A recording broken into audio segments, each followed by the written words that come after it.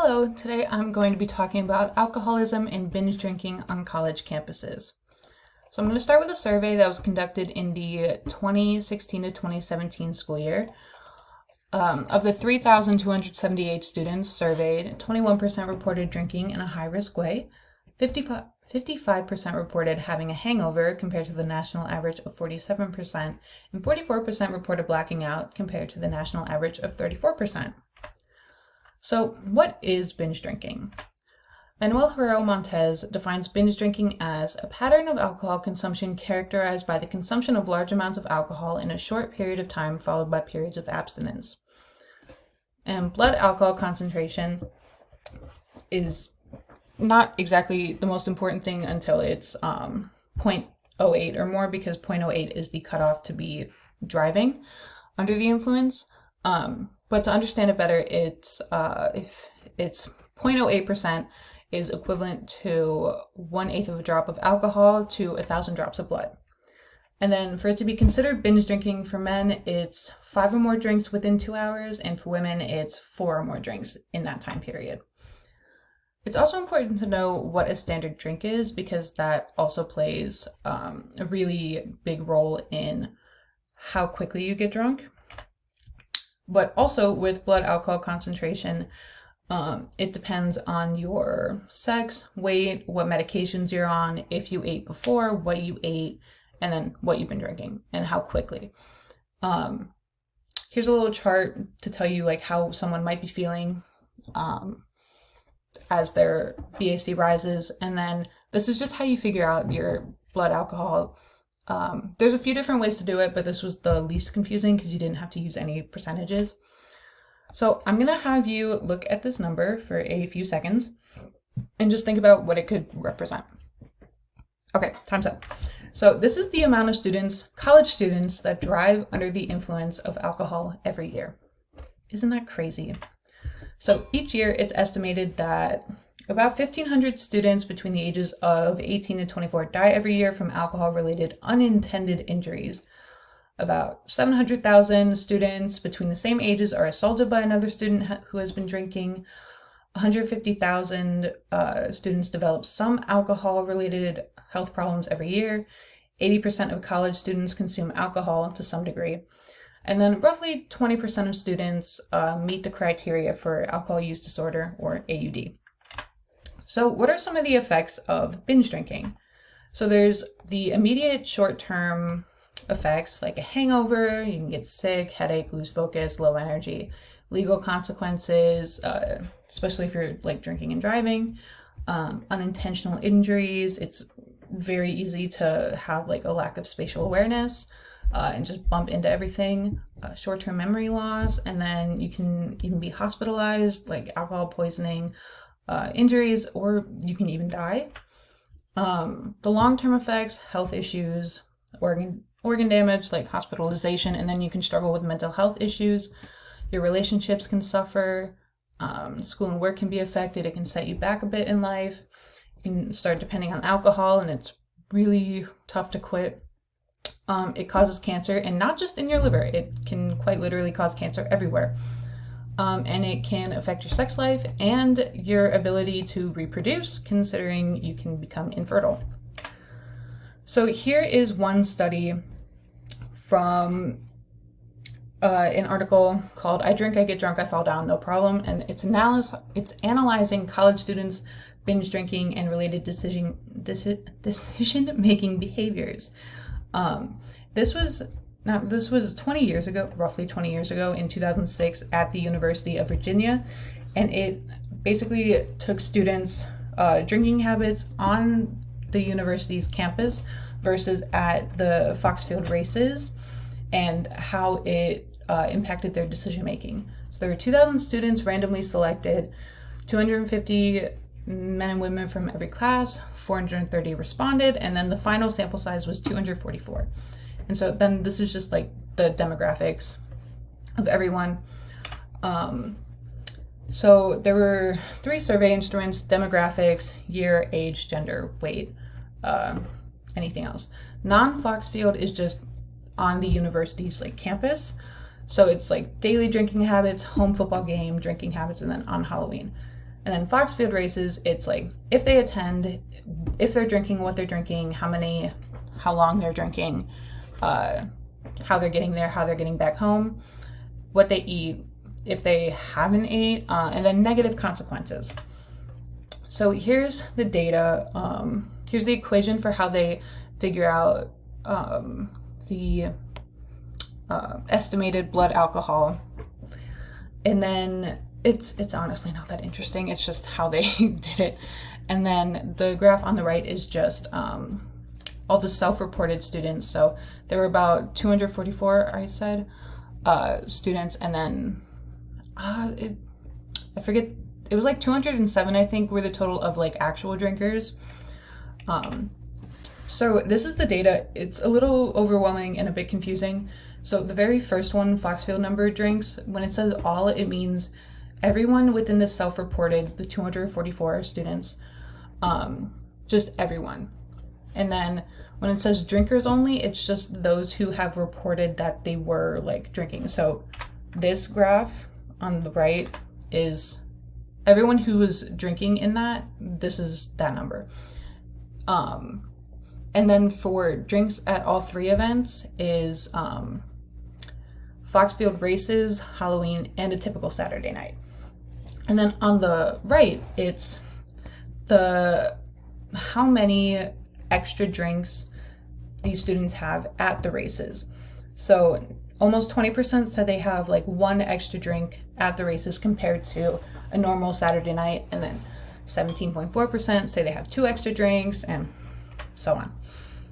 So the negative consequences, about 45.9 reported experience at least one of these from their own drinking. So 97 students said that they had hangovers, 35 said that they blacked out.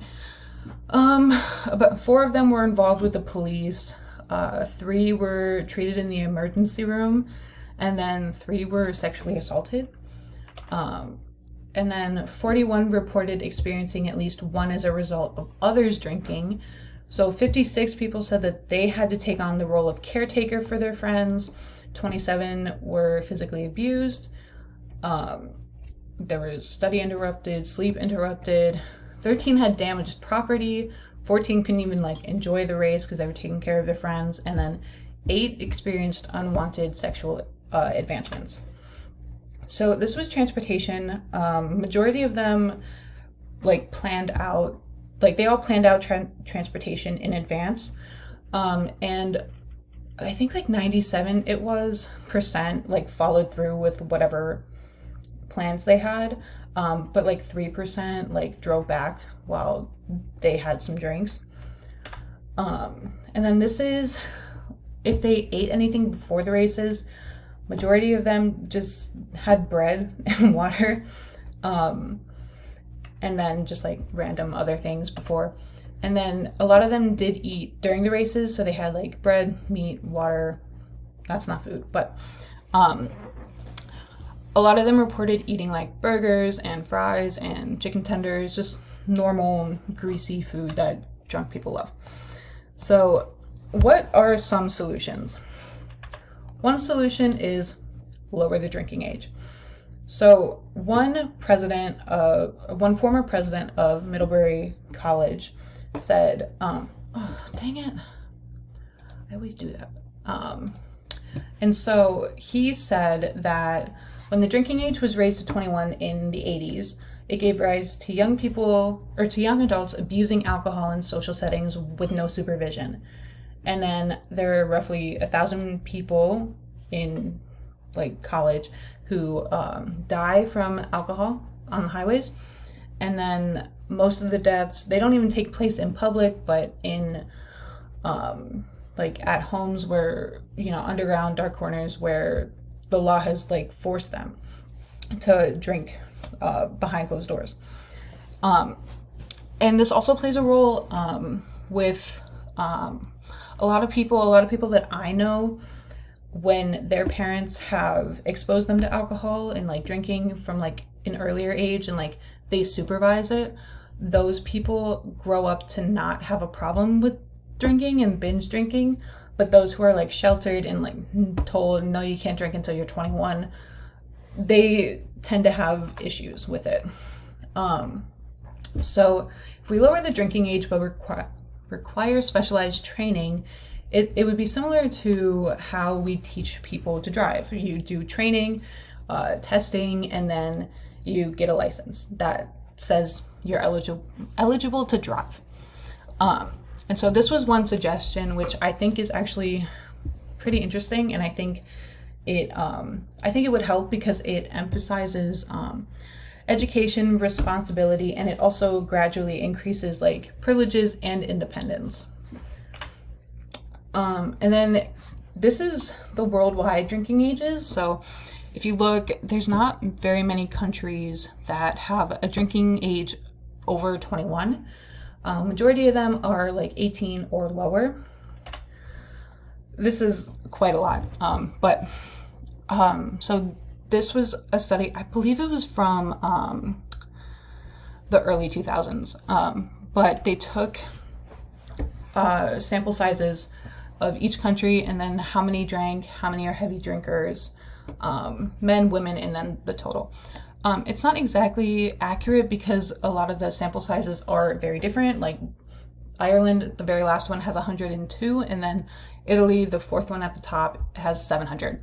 So it's not exactly the most accurate representation, but it does show that a lot of the ones who have drinking ages that are lower than 21 have less heavy drinkers. So how do we fix this current issue?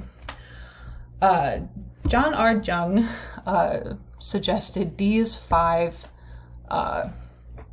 examples to change the focus of alcohol prevention programs. So shift the attention of early detection of problem drinkers from the focus on light and social drinkers. From the focus and shed light on social drinkers. Devise programs for high-risk drinkers to motivate change. Develop peer counseling discussion groups. Direct attention. Managing environmental factors affecting alcohol abuse instead of on behavior at the individual level, and then develop community campus cooperation. And then things that have helped from one study from Julie Eckert, she used like social marketing to impact first-year students to stop, to prevent them from drinking a lot more. This was, I think, in 2006 to 2007. The biggest effect or the biggest impact was emails and the internet, and then class meetings and events. But if we change university norms, reduce number of liquor licenses around campus, leadership, and have like accessible support, things that could help, work with Greek life. Miami especially is very big on Greek life. If we have many marketing campaigns, if we promote campus resources and bring continuous awareness, then people will know how to access help, how to get help, and then where do we go from here? So if you see someone struggling, help them out. You also have to admit that no matter what we do, drinking will always be a problem, but at least what we can do is help lessen binge drinkers. Educate yourself and know the consequences, know your limits when you're drinking, and drink responsibly. And then here's some helpful resources. I realized too late that you can't click on these, but the first one on the left is Miami's website. The second one is National Institute on Alcohol Abuse and Alcoholism, and then yourfirststep.org, and then AmericanAddictionCenters.org, ShorelineRecoveryCenter.com, and then CampusDrugPrevention.gov. And then these are my sources.